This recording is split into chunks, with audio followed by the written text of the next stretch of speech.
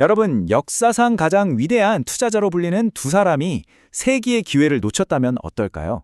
오늘은 바로 그 이야기, 워런 버핏과 찰리 먼거가 왜 아마존에 투자하지 않았는지 그들의 목소리로 직접 한번 들어보겠습니다.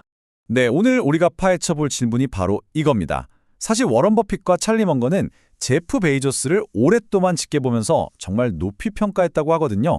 그런데 도대체 왜 아마존이라는 이 엄청난 기회를 그냥 지나쳤을까요? 그들의 대답, 놀라울 정도로 솔직합니다. 자, 그럼 먼저 워런 버핏은 뭐라고 했을까요? 그의 평가는요, 정말 놀라울 정도로 자기반성적입니다. 와, 정말 충격적일 정도로 정직한 답변 아닌가요? 세계 최고의 투자자가 자신의 실수를 두고 그냥 내가 어리석었다 라고 말해버린 겁니다. 보통 변명을 할 법도 한데 전혀 그러지 않죠. 자신의 실수를 그대로 인정하는 데서부터 분석을 시작합니다. 이게 중요한 포인트인데요. 버핏이 아마존이나 베이조스를 전혀 몰랐던 게 아니라는 겁니다.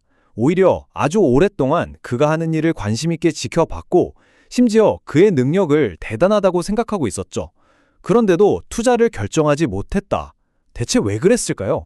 버핏의 통찰을 딱 보여주는 대목이 바로 여기입니다.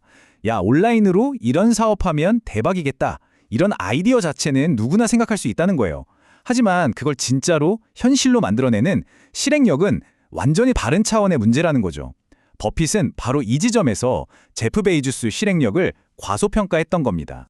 버핏이 뒤늦게 깨달은 놓쳐버린 증거들이 바로 이런 것들이었습니다. 1997년 연차 보고서에 이미 다 나와 있던 그 명확한 계획들, 그리고 특히 저 아마존 웹서비스 AWS는 버핏 본인도 나는 상상조차 못했다고 할 정도였으니까요.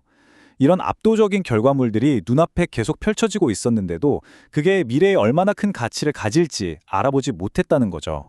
결국 결론은 아주 간단해집니다. 베이조스가 이걸 진짜 해낼 사람이라는 걸 그의 경이로운 실행력을 과소평가했고 그러다 보니 아마존이 앞으로 얼마나 더 클지를 제대로 못 본 거예요. 그러니 어땠을까요? 버핏의 눈에는 아마존 주식이 항상 너무 비싸 보일 수밖에 없었던 겁니다. 자, 그럼 버핏의 영혼의 파트너 찰리 먼거는 어떻게 생각했을까요?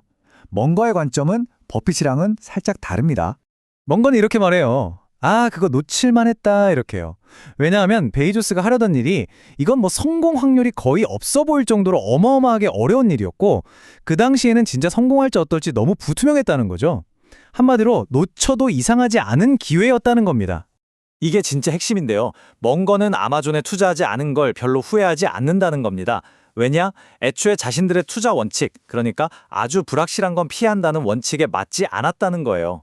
자기들이 풀어야 할 문제가 아니었다, 이런 거죠. 그런데 말이죠. 몽고가 아마존보다 더 후회하는 실수가 있었다고 합니다. 아마존처럼 어려운 문제가 아니라 훨씬 더 쉬운 기회였는데 그걸 놓친 게 너무 아쉽다는 거예요. 과연 그게 뭘까요? 먼거의 이 말, 이야기의 흐름을 아주 흥미롭게 만듭니다. 보세요. 아마존은 괜찮다. 하지만 더 쉬운 걸 놓친 건 좀 아쉽다. 그들이 정말로 뼈아프게 생각하는 실수는 자신들의 원칙 안에서 충분히 잡을 수 있었던 다른 기회였다는 걸 암시하는 거죠. 네, 바로 구글이었습니다. 먼거에 따르면 구글이야말로 자기들이 충분히 이해할 수 있는 자신들의 능력 범위 안에 들어온 더 쉬운 기회였는데 이걸 놓친 게 아마존 놓친 것보다 훨씬 더 뼈아프다는 거죠. 자, 그렇다면 이 위대한 투자자들의 실패담에서 우리는 뭘 배울 수 있을까요? 여기서 우리는 이기는 비결에 대한 아주 중요한 힌트를 얻을 수 있습니다. 이 말 정말 너무 멋지지 않나요? 투자의 성공이라는 게 모든 기회를 다 잡아내는 게 아니라는 겁니다.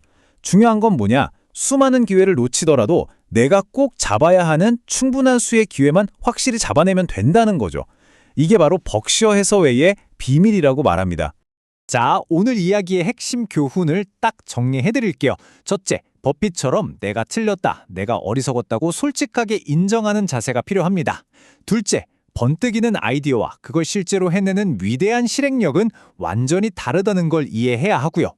셋째, 아마존처럼 내가 도저히 이해하기 힘든 너무 어려운 공은 놓쳐도 괜찮습니다. 하지만 마지막으로 가장 중요한 건 구글처럼 내 전문 분야, 내 스트라이크 존으로 들어오는 더 쉬운 공은 절대 놓치지 않도록 집중해야 한다는 것입니다. 이 교훈은 결국 우리 자신에게 이런 질문을 던지게 만듭니다. 어쩌면 지금 우리 주변에도 누군가가 엄청난 아이디어를 믿을 수 없는 실행력으로 현실로 만들고 있는 제2의 아마존이 있는 건 아닐까요? 그리고 우리는 그 가치를 에이 저게 되겠어? 하면서 과소평가하고 있는 건 아닐까요? 한 번쯤 깊이 생각해 볼 문제입니다.